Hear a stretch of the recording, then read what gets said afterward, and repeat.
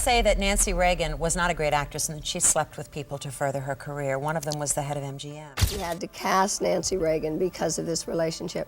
Now, she was not alone in this. I mean, you know, there were a lot of starlets who were very, very ambitious and did the same thing to pursue their career. Each of us has to put our principles and consciences on the line, whether in social settings or in the workplace. Mrs. Reagan, how do you plead? Guilty. Guilty. Before they took on the roles of the First Lady and President of the United States, Nancy and Ronald Reagan were the ultimate power couple in Hollywood. Despite later gaining fame for their conservative politics, their time in the entertainment industry was marked by a different kind of notoriety. Interestingly, during her acting days, Nancy Reagan was reputedly known by the rather scandalous nickname, the BJ Queen, according to numerous accounts from that era. While their Hollywood chapter came to a close with Ronald's entry into politics, the juicy rumors from that era resurfaced in 2021, causing quite a stir on social media. The gossip mill kicked into high gear when a Twitter account posted a side-by-side comparison of Madonna and Nancy Reagan, triggering a viral frenzy of hundreds of tweets about the former First Lady. This is Madonna at 63. This is Nancy Reagan at 64. Trashy living versus classic living, they wrote. The tweet was ratioed by comedian and writer Zach Heltzel, who tweeted an article detailing journalist Kitty Kelly's unauthorized biography of Nancy Reagan. The excerpt claimed that Nancy was renowned in Hollywood for performing oral S before marrying Ronald Reagan. Kelly's biography explained that she would give BJs not only in the evening, but in offices. That was one of the reasons that she was very popular on the MGM lot. The comedian also followed up with this important point. For the record, there is nothing wrong with Nancy Reagan being promiscuous in her youth, just like there is nothing wrong with Madonna being provocative in her 60s. If you really want to find ways in which these two women are different, look at how they responded to AIDS. So, was the former First Lady actually a quote-unquote BJ Queen? Let's get into it. Born Nancy Davis in 1921 to a mother that already had her foot in the entertainment industry, future First Lady Nancy Reagan became a Hollywood celebrity before marrying fellow actor Ronald Reagan, transitioning with him into the arena of politics. Just recently, more and more people have begun digging into Nancy's past regarding her S-exploits. Both her and Ronald known to have indulged in a great many love affairs during their time. While Ronald used his clout as a star to hook up with as many women as he could, his future wife used her S appeal in a much different way. Apparently, Nancy Reagan wasn't above performing S favors to get ahead in her career. During the 1990s, an unauthorized biography wrote about Nancy Reagan. She aimed to shed some light on her time in Hollywood. It is this biography that has sparked the recent debate about just how much S promiscuity Nancy was getting up to during her time in the entertainment industry. The book featured an anecdote that drew attention to the supposed fact that Nancy known as the BJ Queen, though many have questioned just how promiscuous the former actress really was. It seems pretty likely that she was a good deal more S-active than her later, and more conservative demeanor as First Lady ever let on. While the biography that brought these supposed tales of Nancy's S-exploits to light considered fairly controversial, and publicly maligned by Nancy and Ronald themselves. Many feel that the book actually humanized the former First Lady after demonized by the public throughout much of her time as First Lady. While the public often venerated Ronald Reagan, they didn't always say the nicest things about Nancy. Throughout Ronald's presidency, Nancy fought to retain her popularity with the same demographic that adored her husband. It appears that Nancy could never be a perfect enough person in the eyes of her husband's conservative fan base. However, with the popularization of the stories of her promiscuous days in Hollywood, she has ironically become famous for what she represented in opposition to her husband's comparatively more conservative demeanor. It remains unclear just how much Nancy Reagan used her S appeal to get ahead in Hollywood, though there were undoubtedly other factors at play that gave the young woman an advantage during the days when she was trying to get her foot in the door. As established, Nancy's mother was already a stage and film actress of note by the time that Nancy was born. It means that her mother had plenty of connections that she could use to help get her daughter roles. Nancy's mother, Edith Prescott Luckett Davis, was a good friend of Spencer Tracy's, and many believe that it was Spencer who helped get Nancy her first roles. When Nancy made her debut on the Hollywood scene, Spencer Tracy was one of the biggest stars in the industry. Spencer had met Nancy's mother and adoptive father during his early days as a stage actor. He maintained a friendship with them throughout his career. It was Edith and her husband that helped the alcoholic Spencer find a quiet and private rehab facility. This is when he needed to dry out away from the public eye. Due to the favors that Nancy's mother and adoptive father had done for him over the years, it only stands to reason that Spencer would have been glad to help young Nancy Reagan, then still known as Nancy Davis, get her foot in the door. Spencer evidently set the young woman up with her first screen test, and the rest is history. While Nancy likely never had to perform any S favors in order to get to this point, many have speculated that she struck up the habit after getting her foot in the door in order to get further ahead. One of the men that Nancy performed S favors for in order to get ahead of Benjamin Thau. He was the head of casting at MGM. He became known as a bit of a S predator for his practices during the olden days of Hollywood. Nancy Reagan would always freely admit that she likely wouldn't have found much success in the entertainment industry if it weren't for the nepotism that she experienced as a result of her mother and adoptive father's relationship with various Hollywood insiders, including the previously mentioned Spencer Tracy. However, the former actress never admitted during her lifetime that there was any validity to the rumor that she had performed S favors to get ahead. Regarding Nancy's relationship with MGM's head of casting, named Benjamin Thau, historians claim that it began sometime after the actress had gotten her foot in the door thanks to the help of family friend Spencer Tracy. Regardless of anything that occurred with Nancy Reagan, Benjamin Thau developed a reputation throughout his time in the industry for being a bit of a predator. Benjamin certainly wasn't above asking for S favors from the actresses who were aspiring to get roles in major MGM productions, with Marilyn Monroe having called the executive out on one occasion for his practices of trading S for industry clout. Nowadays, the behavior of Benjamin Thau would fall under the umbrella of the type of behavior that the #MeToo movement created to address. However, there was no #MeToo movement back in the day.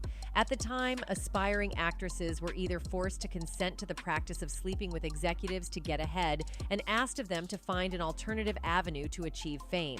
When it came time for young Nancy Reagan to decide whether or not she was above performing S favors for Benjamin Thau in order to get ahead in the entertainment industry, many historians seem to feel that she decided that she wasn't. Nancy and Benjamin seemed to develop a pretty amicable relationship. It stands to reason that Benjamin wouldn't have been so fond of the aspiring actress if she hadn't been willing to give him something in return. Although there is no direct proof that Nancy Reagan and Benjamin Thau intimately involved, it's certainly likely. Nancy frequently questioned about her relationship with Benjamin Thau after her Hollywood days. The former actress was always hesitant to go into too much detail, but she always claimed that Benjamin adored her so much that he would have married her if he had been given the chance. However, Nancy ended up setting her sights on a much more handsome and charismatic figure when it came time for her to tie the knot, with that being Ronald Reagan. Before marrying Ronald Reagan, there were many men that Nancy was romantically involved with. As it turns out, the former actress didn't have much luck with love interests before meeting Ronald, even when removing the aforementioned Benjamin Thau from the equation.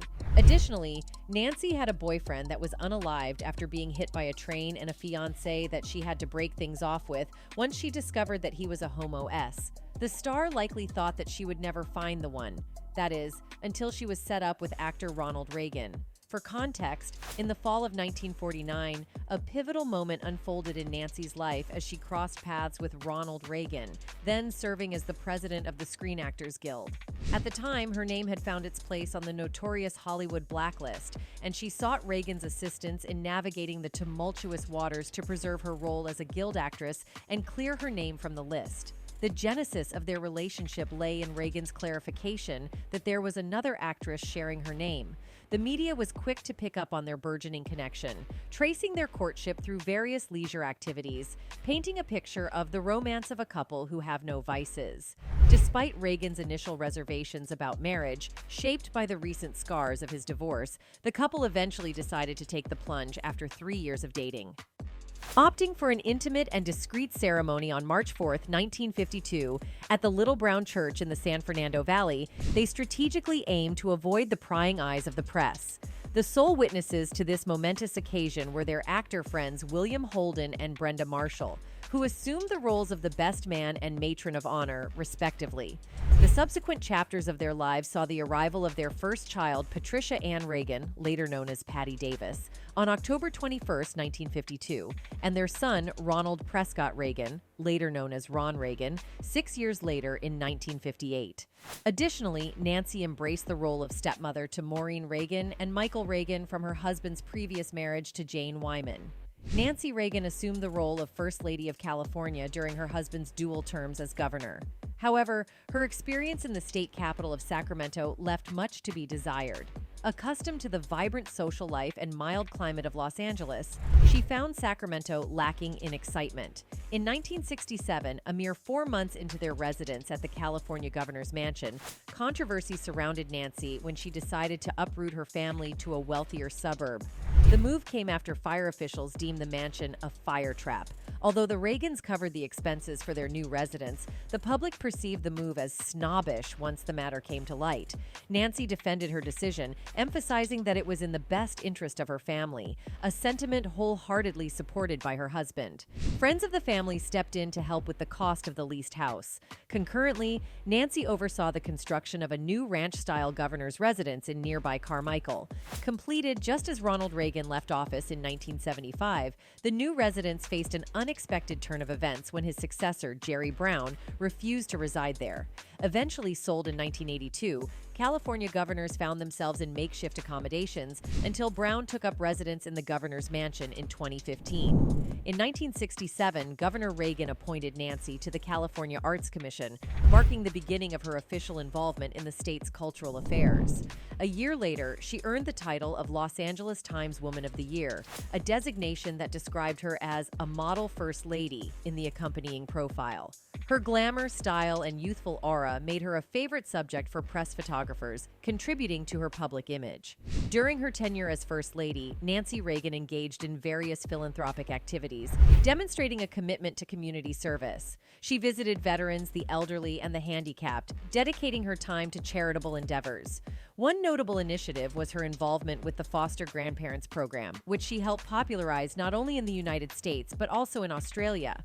Upon her move to Washington, she expanded her work with the organization and chronicled her experiences in the 1982 book, To Love a Child. In addition to her philanthropic efforts, the Reagans hosted dinners for former prisoners of war and Vietnam War veterans during their time as governor and First Lady.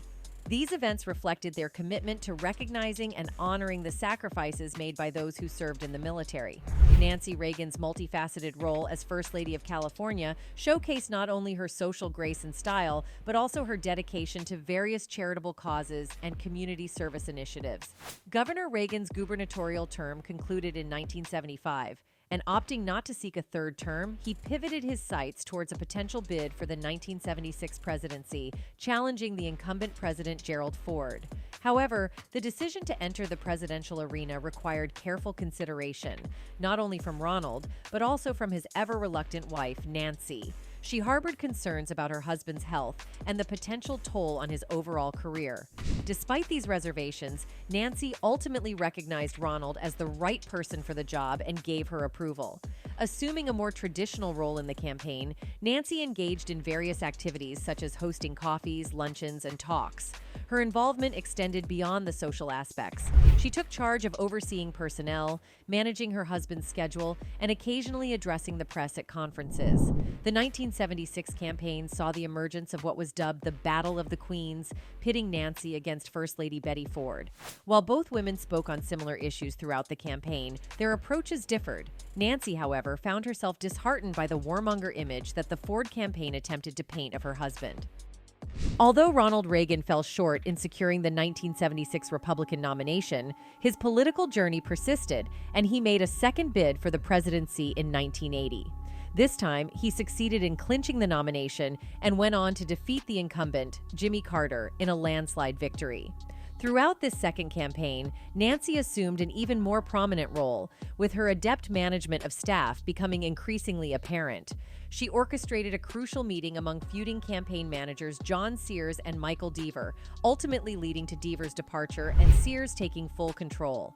Facing setbacks in the Iowa caucus and trailing in New Hampshire polls, Nancy demonstrated her decisive influence. In a pivotal second meeting, she made the call to dismiss Sears and his associates, handing Sears a copy of the press release announcing his termination. Her impact on her husband's campaign extended beyond personnel matters. Her presence at rallies, luncheons, and receptions receptions played a crucial role in boosting Ronald's confidence and bolstering the campaign's momentum.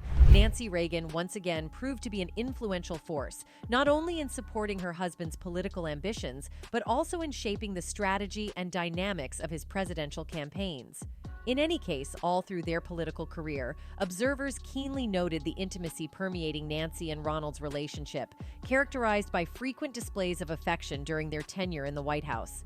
Their love story was one of perpetual courtship, never taking each other for granted, as evidenced by the endearing nicknames Mommy and Ronnie. The 1981 assassination attempt on Reagan prompted an outpouring of emotional expressions of love from both sides. Nancy's diary entry during his hospitalization offered a glimpse into her deep concern, while Ronald, in a heartfelt letter, underscored her paramount importance in his life. Even in the face of Alzheimer's disease, Nancy reaffirmed their enduring love in a poignant 1998 interview, declaring, "Our relationship is very special. We were very much in love and still are." The passing of President Reagan in June 2004 marked the poignant conclusion of what Charlton Heston hailed as the greatest love affair in the history of the American presidency. Reflecting on her union with Reagan, Nancy once remarked, "My life began when I married my husband." While Nancy's connection with Ronald was painted in hues of deep affection, her relationships with her children revealed a more complex tapestry marked by periods of discord. The strain was particularly palpable in her relationship with Patty, who rebelled against her parents' conservative values. The nearly 2 decades of family feuding left Patty estranged from both her mother and father. However, a significant turning point occurred after Ronald's Alzheimer's diagnosis, leading to a gradual reconciliation and daily communication between mother and daughter. Nancy's public disagreements with Michael in 1984 also added to the familial drama. Over time, they managed to find common ground, underscoring the intricate dynamics at play within the Reagan household. Following the passing of her husband, Nancy Reagan continued to play an active role in the political arena, notably focusing on issues related to stem cell research. In 2008, concerns about Reagan's health became more pronounced. In February of that year, she suffered a fall at her Bel Air residence, leading to her hospitalization at St. John's Health Center in Santa Monica, California. Fortunately, medical assessments revealed that she had not broken her hip, as initially feared, and she was discharged from the hospital after 2 days. Observers noted a significant slowing of Reagan's step, and the following month, she walked with deliberate and measured strides alongside John McCain. In October 2008, Reagan faced another health setback when she was admitted to Ronald Reagan UCLA Medical Center after a fall at home. Medical evaluations disclosed that the 87-year-old had sustained fractures to her pelvis and sacrum. Fortunately, her recovery could take place at home with a prescribed regimen of physical therapy. The incident prompted the publication of medical articles offering guidance on fall prevention, highlighting the broader impact of Reagan's experiences on public health awareness. Despite these health challenges, reports in January 2009 indicated that Reagan's condition was steadily improving, with her gradually increasing her social activities. However, on March 6, 2016, the world bid farewell to Nancy Reagan as she succumbed to congestive heart failure at the age of 94. In any case, despite all the allegations made against Nancy Reagan, it's important to understand that during her time, women in Hollywood often faced really difficult situations. In Hollywood back then, women were treated unfairly. Whether it was trying to get a role in a movie or working on set, women had to deal with unwanted advances, assaults, and the idea that they were expected to be available for S. This wasn't just a few isolated incidents. It was a big problem that affected many women. It created an environment where women felt pressured and sometimes had to do things they didn't want to do just to try and succeed in their careers. The issues weren't just about Nancy Reagan specifically, but about a bigger problem in Hollywood during those times. Women faced a lot of challenges, and the unfair treatment they experienced affected their careers and lives. Looking back, we can see that society allowed these problems to happen. The allegations against Nancy Reagan need to be seen in the context of an industry where women had a tough time, and these challenges were part of a bigger issue. Understanding the past helps us see the difficulties women went through in Hollywood during Nancy Reagan's time. Anyway, that's it for this video, folks. Bye.